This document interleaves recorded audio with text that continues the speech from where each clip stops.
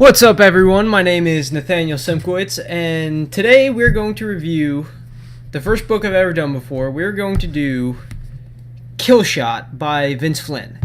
Now, Kill Shot, to me, it's kind of an oddity of a book, because I've read Vince Flynn books before. He's kind of like the Tom Clancy or the Robert Ludlum of this generation. However, though, this is an act in the Mitch Rapp series, and it's kind of a strange one because this is technically, chronologically, in the way these are written, this is the second act in the story.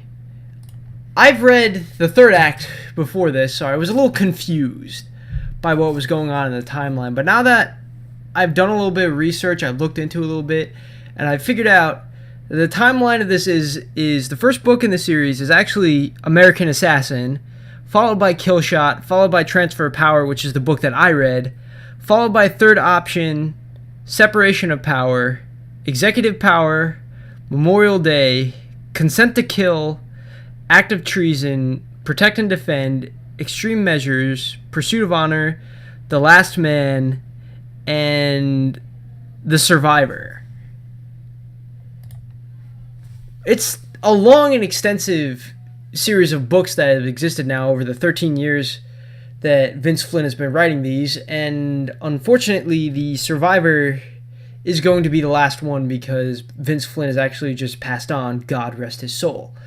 But that aside, we're going to finally talk about this book, which I'm going to try my very hardest to keep in frame, but yeah. So,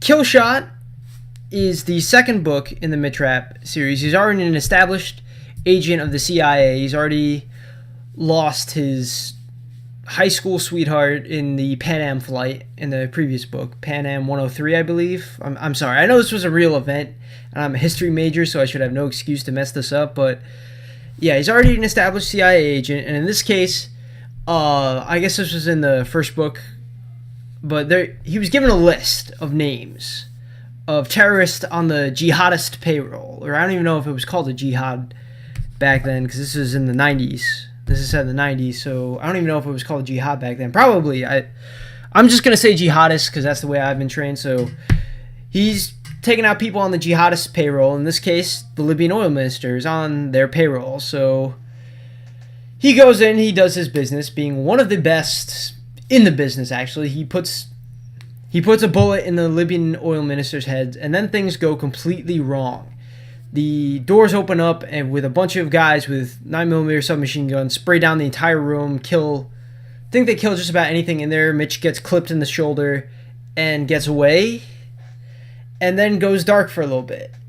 And it's a pretty interesting plot. There's a lot of tension in it about who you can trust, who's worthwhile, who you can trust, who's really the bad guy here, who set him up. It's really interesting to see. However, though, I do have a few issues with it. One of them being that my bias against agents checking in is unfortunately this.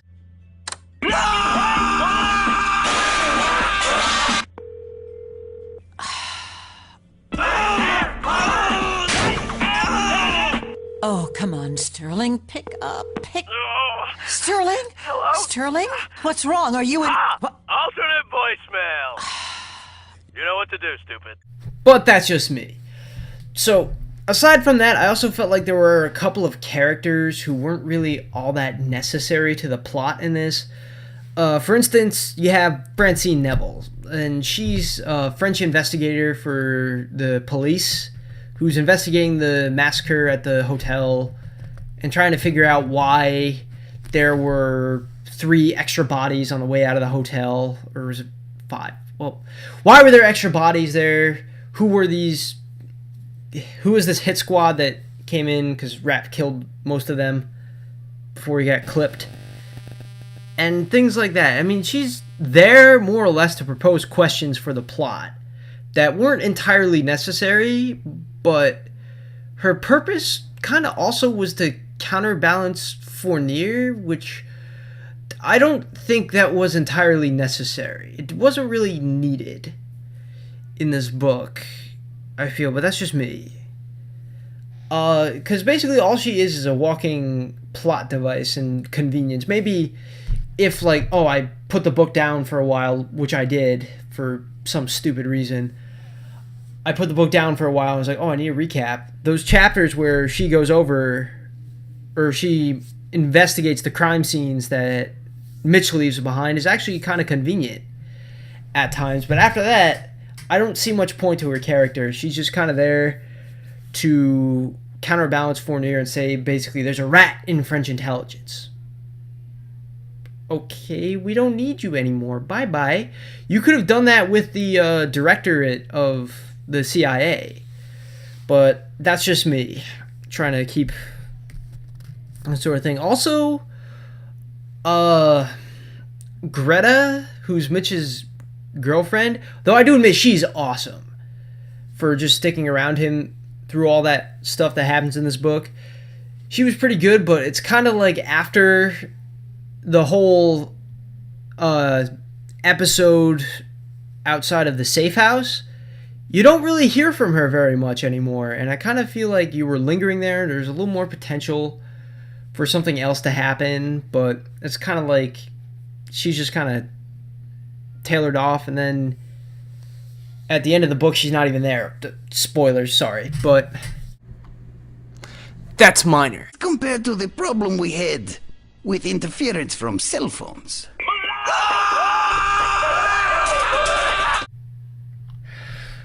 Overall, I thought Kill Shot was a very good book. It's got plenty of action in it. It moves at a good fast pace. It's got some pretty witty dialogue in there. It's good characters overall, nice strong cast that work off each other very well. And it just molds itself together into a nice, pretty little package. Very good spy thriller. If you're looking for a book like that to read over the summer or just any time at all, I strongly recommend it.